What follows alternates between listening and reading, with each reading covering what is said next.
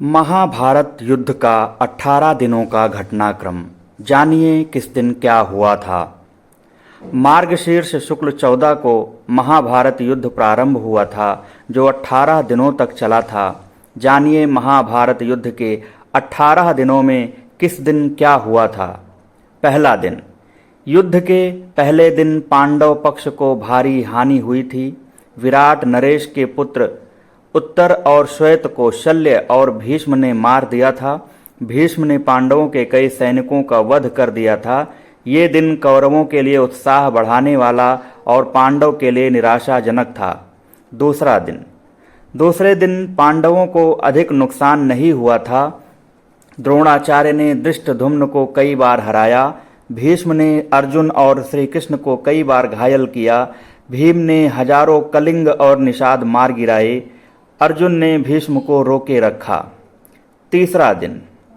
तीसरे दिन भीम ने घटोत्कच के साथ मिलकर दुर्योधन की सेना को युद्ध से भगा दिया। इसके बाद भीष्म भीषण संहार मचा देते हैं। श्री कृष्ण अर्जुन को भीष्म वध करने को कहते हैं, लेकिन अर्जुन उत्साह से युद्ध नहीं कर पाते, जिससे श्री कृष्ण स्वयं ही भीष्म को मारने के लिए दौड़ पड़ते हैं। तब अर्जुन भरोसा दिलाते हैं कि वे पूरे उत्साह से युद्ध लड़ेंगे। चौथा दिन। इस दिन कौरवों अर्जुन को रोक नहीं सके। भीम ने कौरव सेना में हाहाकार मचा दिया। दुर्योधन ने अपनी गज सेना भीम को मारने के लिए भेजी, लेकिन घटोत्कच के साथ मिलकर भीम ने उन सब को मार दिया। भीष्म से अर्जुन और भीम का भयंकर युद्ध हुआ। पांचवां दिन। युद्ध के 5वें दिन भीष्म ने पांडव सेना में खलबली मचा दी। भीष्म को रोकने के लिए अर्जुन और भीम ने उनसे युद्ध किया। सात्यकी ने द्रोणाचार्य रोके रखा। भीम ने सात्यकी को युद्ध से भागने के लिए मजबूर किया। छठा दिन।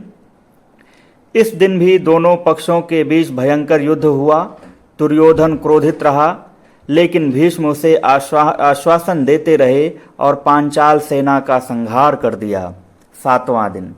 सातवें दिन अर्जुन कौरव सेना पर हावी हो जाता है। धृष्टद्युम्न दुर्योधन को युद्ध में हरा देता है। अर्जुन का पुत्र ईरावान विंद और अनुविंद को हरा देता है। दिन के अंत में भीष्म पांडव सेना पर हावी हो जाते हैं। आठवां दिन। आठवें दिन भी भीष्म पांडव सेना पर हावी रहते हैं। भीम धृतराष्ट्र के 8 पुत्रों का वध कर देता है। राक्षस अम्बुलुस अर्जुन पुत्र इरावान का वध कर देता है।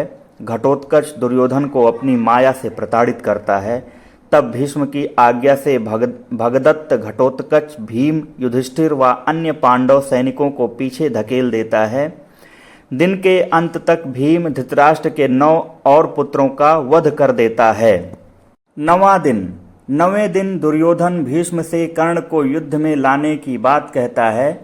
तब भीष्म उसे आश्वासन देते हैं कि या तो श्री कृष्ण को युद्ध में शस्त्र उठाने के लिए विवश कर देंगे या किसी एक पांडव का वध कर देंगे। युद्ध में भीष्म को रोकने के लिए श्री कृष्ण को अपनी प्रतिज्ञा तोड़नी पड़ती है और वे शस्त्र उठा लेते हैं। इस दिन भीष्म पांडवों की सेना का अधिकांश भाग समाप्त कर देते हैं।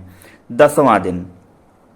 इस दिन पांडव श्री कृष्ण के कहने पर भीष्म से उनकी मृत्यु का उपाय पूछते हैं। भीष्म के बताए उपाय के अनुसार अर्जुन शिखंडी को आगे करके भीष्म पर बाण ही बाण चला देते हैं। अर्जुन के बाणों से भीष्म बाणों की शैया पर लेट जाते हैं। 11वां दिन। 11वें दिन कर्ण युद्ध में आ जाता है। कर्ण के कहने पर द्रोणाचार्य को सेनापति बनाया जाता है। दुर्योधन और शकुनी द्रोण से कहते हैं कि युधिष्ठिर को बंदी बना लेंगे तो युद्ध खत्म हो जाएगा। दुर्योधन की योजना अर्जुन पूरी नहीं होने देता है। कर्ण भी पांडव सेना का भारी संहार करता है। 12वां दिन। युधिष्ठिर को बंदी बनाने के लिए शकुनी और दुर्योधन अर्जुन को युधिष्ठिर से काफ़ी दूर भेजने में कामयाब हो जाते हैं, लेकिन अर्जुन समय पर पहुंचकर युधिष्ठिर को बंदी बनाने से बचा लेते हैं। 13वां दिन।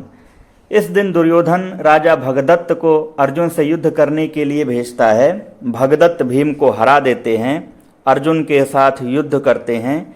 श्री कृष्ण भगदत्त के वैष्णवा वस्त्र को अपने ऊपर लेकर अर्जुन की रक्षा करते हैं। अर्जुन भगदत्त की आंखों की पट्टी तोड़ देता है, जिससे उसे दिखना बंद हो जाता है। अर्जुन इस अवस्था में ही उनका वध कर देता है।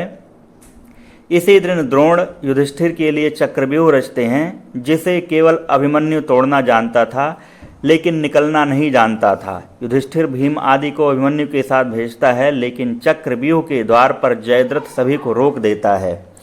केवल अभिमन्यु ही प्रवेश कर पाता है। वह अकेला ही सभी कौरवों से युद्ध करता है और मारा जाता है। पुत्र अभिमन्यु का अन्यायपूर्ण तरीके से वध हुआ देखकर अर्जुन अगले दिन जयद्रथ वध करने की प्रतिज्ञा लेता है और ऐसा न कर पाने पर अग्नि समाधि लेने 14वां दिन अर्जुन की अग्नि समाधि वाली बात सुनकर कौरव जयद्रथ को बचाने की योजना बनाते हैं। द्रोण जयद्रथ को बचाने के लिए उसे सेना के पिछले भाग में छिपा देते हैं, लेकिन श्री कृष्ण द्वारा किए गए सूर्यास्त के कारण जयद्रथ बाहर आ जाता है और अर्जुन पर वध कर देता है। इसी दिन द्रोण द्रुपद और विराट को मार देते हैं। 15वां दिन इस दिन पांडव छल से द्रोणाचार्य को अश्वत्थामा की मृत्यु का विश्वास दिला देते हैं, जिससे निराश हो द्रोण समाधि ले लेते हैं। इस दशा में धृष्टद्युम्न द्रोण का सिर काट कर वध कर देता है। 16वां दिन इस दिन कर्ण को कौरव सेनापति बनाया जाता है। इस दिन वह पांडव सेना का भयंकर संहार करता है। कर्ण नकुल सहदेव को हरा देता है, लेकिन कुंती को दिए वचन के कारण उन्हें मारता नहीं है। भीम दुशासन का वध कर देता है और उसकी छाती का रक्त पीता है। 17वें दिन कर्ण भीम और युधिष्ठिर को हरा देता है, लेकिन कुंती को दिए वचन के कारण उन्हें मारता नहीं है। युद्ध में कर्ण के रथ का पहिया भूमि में धंस जाता है। तब कर्ण पहिया निकालने के लिए नीचे उतरता है और उसी समय श्री कृष्ण के कहने पर अर्जुन कर्ण का वध कर देता है। फिर शल्य प्रधान सेनापति बने, जिसे युधिष्ठिर मार देता है।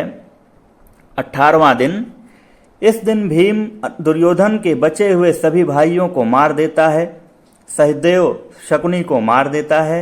अपनी पराजय मानकर दुर्योधन एक तालाब में छिप जाता है, लेकिन पांडव द्वारा ललकारे जाने पर वह भीम से गदा युद्ध करता है।